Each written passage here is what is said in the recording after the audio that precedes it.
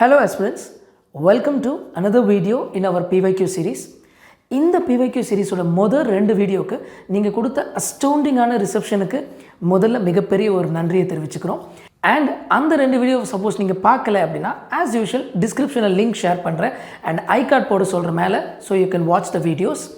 அதுக்கு முன்னாடி நம்ம சேனலுக்கு நீங்கள் சப்ஸ்கிரைப் பண்ணலாம், சப்ஸ்கிரைப் பண்ணிக்கோங்க அண்ட் உங்கள் ஃப்ரெண்ட்ஸ் கோ ஆஸ்பிரன்ஸ் கூட ஷேர் பண்ணுங்கள். இப்போ வாங்க வீடியோக்குள்ளே போகலாம்.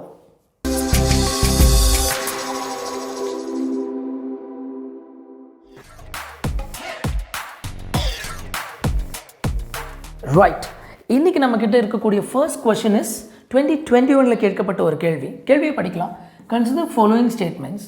த effect of devaluation of a currency is that it necessarily என்னென்னலாம் பண்ணும் அப்படின்னு ஒரு 3 ஸ்டேட்மெண்ட் கொடுத்துருக்காங்க. Before that which of the above statements are correct statement தான் கேட்டிருக்காங்க. Before we read this statement let us see what is devaluation. நம்மளுக்கு எல்லாம் தெரிஞ்சது தான். we'll just quickly revise it. devaluation சொன்னாலே let us say $180 rupeesல இருக்குன்னு வச்சுக்கோங்களேன். நானே வாலண்டியராக அதை என்ன பண்ணுறேன், I am increasing or rather decreasing actually the value to 90 rupees. 80 ரூபா கொடுத்தா $1 கிடைக்கும். அதை நானே புல் டவுன் பண்ணி இல்லைங்க 90 ரூபா கொடுத்தா நாங்கள் ஒரு $1 வாங்கிக்கிறோம் அப்படின்னு we are devaluing ourselves. And why is it done? Generally to boost exports இந்த ஷார்ட் ரன் இந்த மாதிரிலாம் கொடுப்பாங்க. ஸோ இப்படி நடக்கும்போது என்ன ஆகும் அப்படின்னு பார்த்தோம்னா $1க்கு 80 ரூபா பொருள் தான் கிடைக்கும். இப்போ $1க்கு 90 ரூபா பொருள் கிடைக்குது.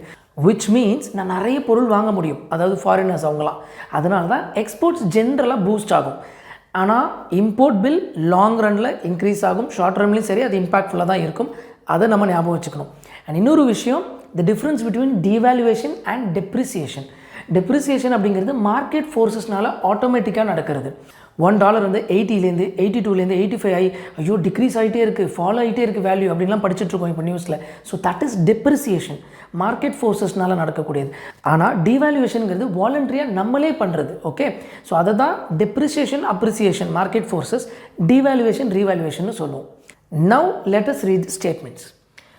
It necessarily improves the competitiveness of the domestic export in the foreign market. Yes, mostly பார்த்தீங்கன்னா எக்ஸ்போர்ட்டோட காம்படிட்டிவ்னஸ் இன்க்ரீஸ் ஆகும். ஏன்னா the goods get cheaper இல்லையா. இப்போ தான் நான் சொல்லிட்டு இருந்தேன் $1க்கு 80 ரூபா பொருள் தான் கிடைக்கும், இப்போ 90 rupees கிடைக்கும். எஸ், காம்படிட்டிவ்னஸ் இன்க்ரீஸ் ஆகுது. அதுக்கப்புறம் it increases the foreign value of domestic currency. No, it does not. Value குறையுது இல்லையா. as you can see here, no, it will not increase, it will decrease. அடுத்தது பார்ப்போம். It improves the trade balance. Now see, இங்கே நம்ம நெசசரிலிங்கிற வார்த்தையில் focus பண்ணணும். Suppose இந்த இடத்துல மைட் அப்படின்னு ஒரு ஸ்டேட்மெண்ட் கொடுத்துருந்தாங்கன்னா மேபி யூ கேன் சே இதுக்கு வாய்ப்பு இருக்குது அப்படின்னு. ஏன்னா ட்ரேட் பேலன்ஸ் இம்ப்ரூவ் ஆகணும் அப்படின்னா if you are an export based economy then டெஃபினட்டாக இம்ப்ரூவ் ஆக வாய்ப்புகள் இருக்குது, probably like China. But India மாதிரி லார்ஜ்லி நீங்கள் ஒரு இம்போர்ட் பேஸ்ட் எக்கானமியாக இருக்கும்போது அது நிச்சயமாக இம்ப்ரூவ் பண்ணணும்னு சொல்ல முடியாது. அப்போது மைட்டுனா ஆகலாம்னு சொல்லலாம். ஆனால் இங்கே என்ன கேட்டிருக்காங்க, நெசசரிலி கண்டிப்பாக எது நடக்கும்னு சொல்லியிருக்காங்க. கண்டிப்பாக ட்ரேட் பேலன்ஸ் இம்ப்ரூவ் ஆகும்னு நம்ம சொல்ல முடியாது. It depends on the economy and lot of parameters. அதனால் இது தப்பு. So which of the following statements are correct? 1 only. Okay, so ஆப்வியஸாக நம்ம 2 தப்பு அப்படிங்கும்போது இது 2 வராது, எலிமினேட் பண்ணிவிடுவோம். தென் 1 only, 3 only, 1 கரெக்ட், டைரெக்டாக அதுக்கே போயிடலாம். I hope you are understanding this. Fine, we'll move on to the next question. Now the next question, இதுவும் 2021 கேட்கப்பட்ட ஒரு கேள்வி. Consider the following statements. Other things remaining unchanged, the market demand for a good might increase if எப்போன்னு கேட்குறாங்க. once again which of the following statements are correct தான் கேட்டிருக்காங்க. அதை confirm பண்ணிக்கிட்டோம். இந்த கொஷின் ஆக்சுவலாக நம்ம செப்பரேட்டான ஒரு வீடியோவில் காம்ப்ளிமெண்ட்ரி அண்ட் சப்ஸ்டியூட் குட்ஸ்ன்னு தனியாகவே போட்டிருக்கோம். நீங்கள் அதை பார்க்கலன்னா அகெயின் ஐ கார்ட் போடுறேன், you can watch it. But anyways இங்கே நம்ம அதுக்கான ஆன்சரை பார்க்கலாம் வாங்க. Now let us say market demand for a good எப்போ இன்க்ரீஸ் ஆகும்? ஜென்ரலாகவேங்க ஒரு பொருளோட டிமாண்ட் எப்போ இன்க்ரீஸ் ஆகும்? லெட் அஸ் சே ப்ரைஸ் கீழே விழும்போது இருக்கும். ப்ரைஸ் விழுந்துச்சுன்னா எப்போ ப்ரைஸ் விழுந்துச்சாப்பா எல்லோரும் போய் நிறைய பேர் வாங்குவாங்க. ஒரு ப்ரீஃபாக புரிஞ்சுப்போமே. இதில் லெட் அஸ் அஸ்யூம் இந்த குட்னு இருக்கு இல்லையா, இது காஃபின்னு ஞாபகம் வச்சுக்கோங்க. Price of its substitute good.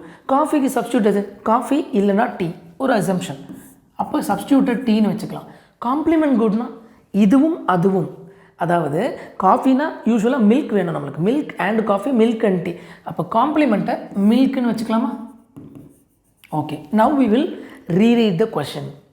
Other things remaining unchanged, the market demand for a good, that is coffee, காஃபியோட டிமாண்ட் எப்போ இன்க்ரீஸ் ஆகும்? டீயோட விலை இன்க்ரீஸ் ஆனால், எஸ், டீயோட விலை இன்க்ரீஸ் ஆனால் இந்த டீ அண்ட் காஃபி குடிக்கிறவங்க எப்போ டீ விலை இன்க்ரீஸ் ஆகிடுச்சு, நம்ம காஃபி மாறிக்கலாமா அப்படின்னு மாறுறதுக்கு வாய்ப்புகள் இருக்குது, டிமாண்ட் இன்க்ரீஸ் ஆக வாய்ப்பு இருக்குது. Yes. Price of its complement increases. Complement அதாவது மில்கோட ப்ரைஸ் இன்க்ரீஸ் ஆச்சுன்னா, மில்கோட ப்ரைஸ் இன்க்ரீஸ் ஆனால் there are more chances that either they will buy the same amount or கம்மி தான் ஆகுமே தவிர இன்க்ரீஸ் ஆகாது டிமாண்ட், ரைட்? அப்போது இது கிடையாது. ஏன்னா பால் இருந்தால் தானே காஃபி போட முடியும். சார் நான் வர காஃபி குடிப்பேன் சார், அது வழி வேறு டிபார்ட்மெண்ட், அது இங்கே வராது. So fine. நவ் அடுத்தது பாருங்கள். The good is an inferior good and income of the வரணும், income of the consumers increases. Okay, சரி, இன்ஃபீரியர் குட் அது அப்படி let us assume. Inferior good என்ன ஆகும்? இப்போ kerosene is an example of an inferior good. யூஸ்வலாக நம்ம வீடுகளில் நம்ம வந்து விறகடுப்பு வச்சுருப்போம், அப்புறம் கெரசின், அப்புறமா எல்பிஜி வந்திருப்போம். அப்போ இன்கம் லெவல் இன்க்ரீஸ் ஆகும்போது இன்ஃபீரியர் குடோட டிமாண்ட் குறையும். அப்போ அந்த குட் வந்து இன்ஃபீரியர் குட்டாக இருந்தால் இன்கம் இன்க்ரீஸ் ஆனால் டிமாண்ட் இன்க்ரீஸ் ஆகுமா? ஆகாது, குறையும். ஸோ இதுவும் இல்லை. It's price falls. Yes, I told you just now, price விழுந்தால் எந்த ஒரு குடுக்குமே டிமாண்ட் இன்க்ரீஸ் ஆகும். Very logical. எஸ், அதுவும் true. So which of the following statements are correct? 1 and 4 only. ஆப்வியஸாக இதில் ரெண்டாவது ஸ்டேட்மெண்ட் தப்புன்னு நம்ம தெரிஞ்ச உடனே we will eliminate these two and then we'll work out on the others. I hope this is absolutely clear. Fine. Next question. Now 2020ல கேட்கப்பட்ட ஒரு கேள்வி இது. Parliamentary system of government is one in which options படிக்கலாம். All the political parties in parliament are represented in the government. அப்படி இருக்கணுங்கிற அவசியம் இல்லை. There is no necessity. Yes, and that is also not what parliamentary system of government demands, or அதோட core foundation அது கிடையாது. The government is responsible to the parliament and can be removed by it. Yes, வாய்ப்பு இருக்குது. இருந்தாலும் மற்ற ஆப்ஷன்ஸையும் படிச்சுட்டு வந்துடலாம். The government is elected by the people and can be removed by them. See, பீப்புளால் தான் எலெக்ட் பண்ணுவாங்க, பட் பீப்புள் வந்து ரிமூவ் பண்ணக்கூடிய அந்த ஒரு மெக்கானிசம் சில ஸ்டேட் லெவலில் இருக்கக்கூடிய பஞ்சாயத்து அந்த அர்பன் லோக்கல் பாடி எலெக்ஷன்ஸில் இருக்குது. ஆனால் ஓவராலாக லோக்சபா அந்த மாதிரிலாம் இல்லை. ப்ளஸ் இன்னொன்று, பார்லிமெண்ட்ரி சிஸ்டமோட பேஸும் பீப்புளே எலெக்ட் பண்ணி பீப்புளே ரிமூவ் பண்ணணும்னு மேண்டேட் பண்ணதில்லை. எஸ், ஸோ இது கிடையாது. The government is chosen by the parliament but cannot be removed by it before completion of a fixed term. இல்லை, அப்படியும் கிடையாது. So we are actually left with only this.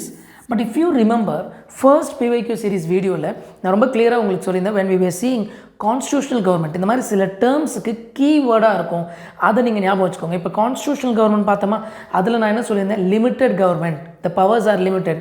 அந்த மாதிரி தான் பார்லிமெண்ட்ரி கவர்மெண்ட்லாம் கூட கேட்பாங்க. அதோட பெட்ராக் ஃபவுண்டேஷன் என்ன அப்படின்னா collective responsibility. Article 75, that is exactly what this is. Article 75 collective responsibility இல்லையா, right? Collective responsibility of the ministers to the Lok Sabha or generally let us say parliament. அப்போ government is responsible to the parliament and can be remove by it. Yes, we swim or sink together. அதுதான் foundation of a parliamentary form of government. Very very true, and the answer is B. I hope this is absolutely clear. Fine.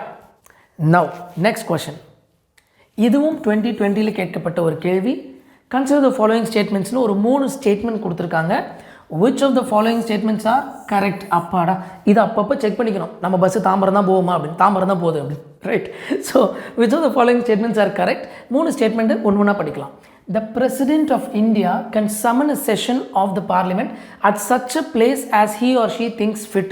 இது ஒன்றுமே இல்லைங்க, டைரெக்டாக படிக்கும்போது ஓஹோ, president அவர் நினச்சா எங்கே வேணால் அது சமன் பண்ணலாமா செஷனை, அப்போ பார்லிமெண்ட்டு அதுக்குன்னா ஒரு பில்டிங் அங்கே தான் பண்ணணுன்னு இருக்குல்ல, அப்படி தப்புன்ற மாதிரி தோணும். But please remember, the president of India can summon a session of the parliament at such a place and time as he or she. டைமும் சரி பிளேஸும் சரி as he or she. இது வந்து டைரெக்டாக ஆர்டிக்கல் 85 clause 1ல் இருக்குது. அண்ட் இன்னொரு விஷயம் எப்போவுமே நம்மளுக்கு தெரிஞ்சது தான், சார் அப்போ பிரசிடென்ட் நினச்சா என்ன வேணால் பண்ணலாமா?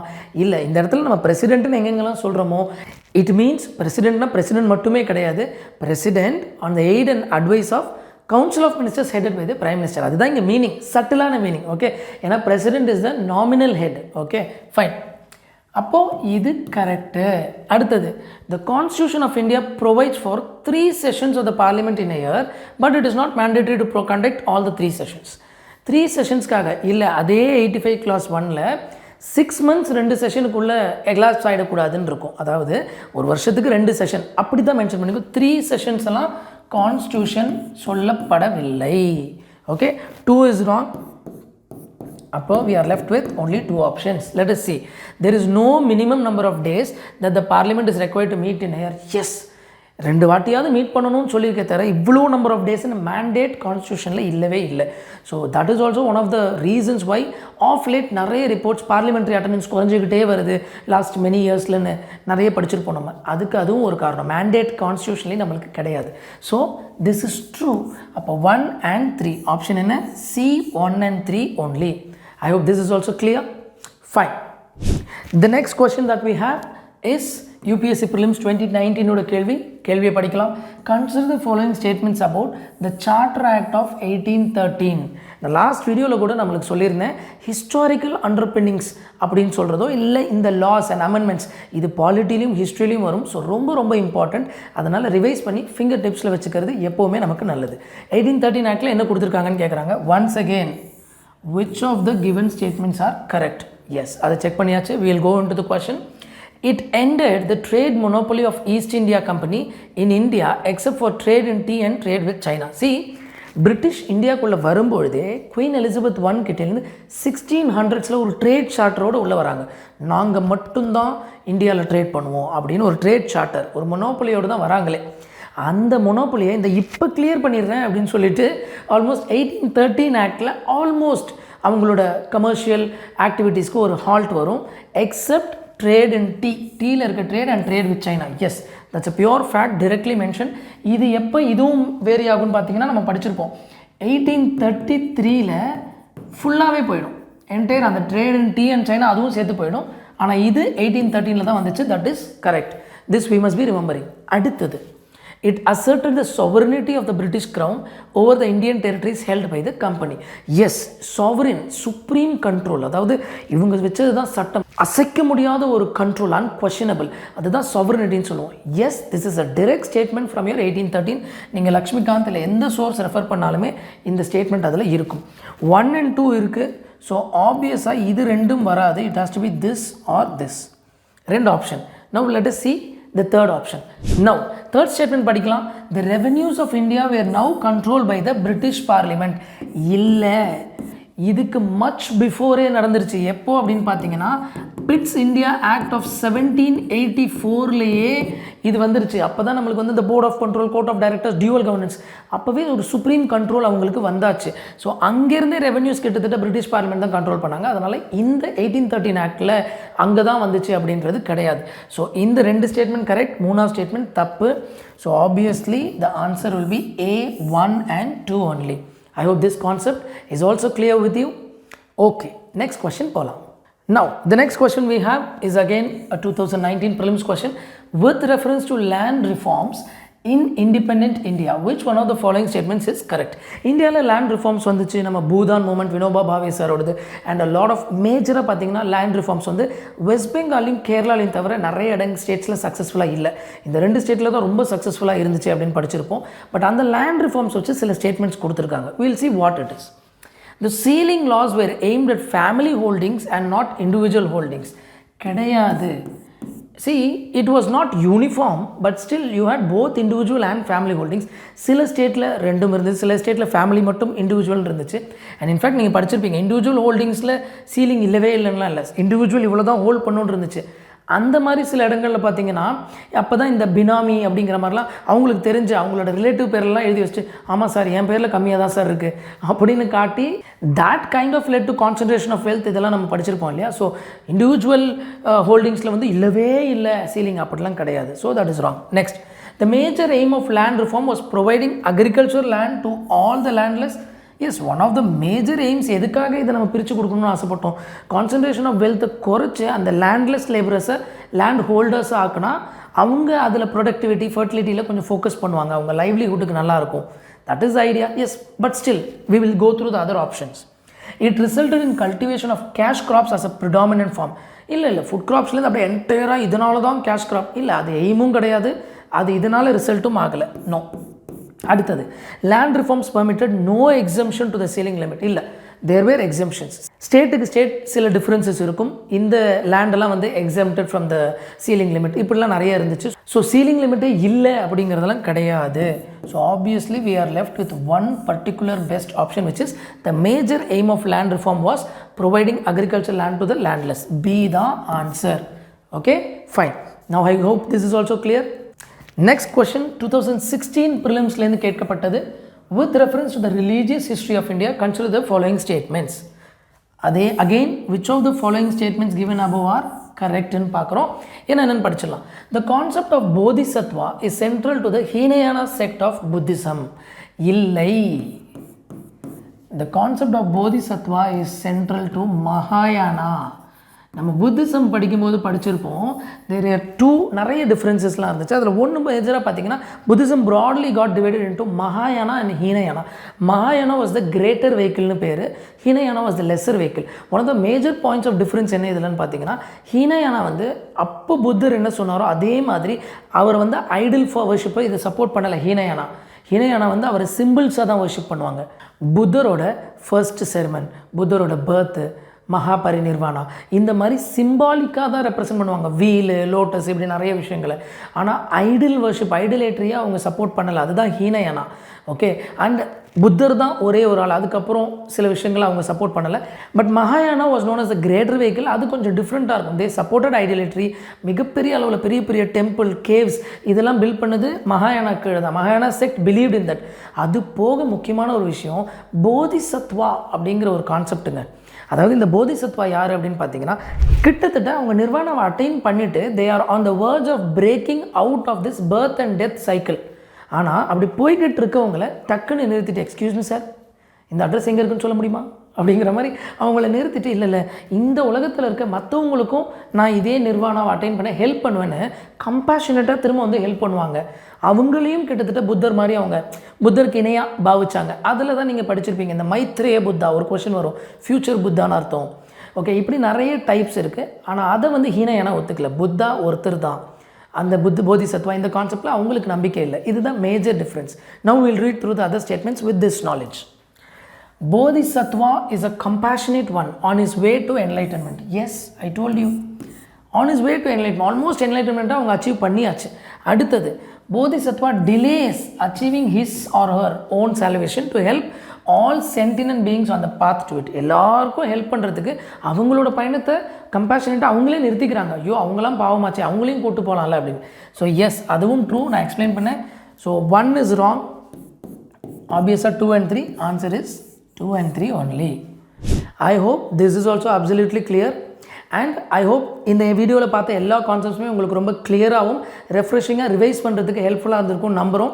உங்களுக்கு இந்த வீடியோ பிடிச்சிருந்தா உங்கள் co-aspirants ஃப்ரெண்ட்ஸோடு ஷேர் பண்ணுங்கள், லைக் பண்ணுங்கள், கமெண்ட் பண்ணுங்கள், ஷேர் பண்ணுங்கள், and I'll see you in the next video. Thank you so much.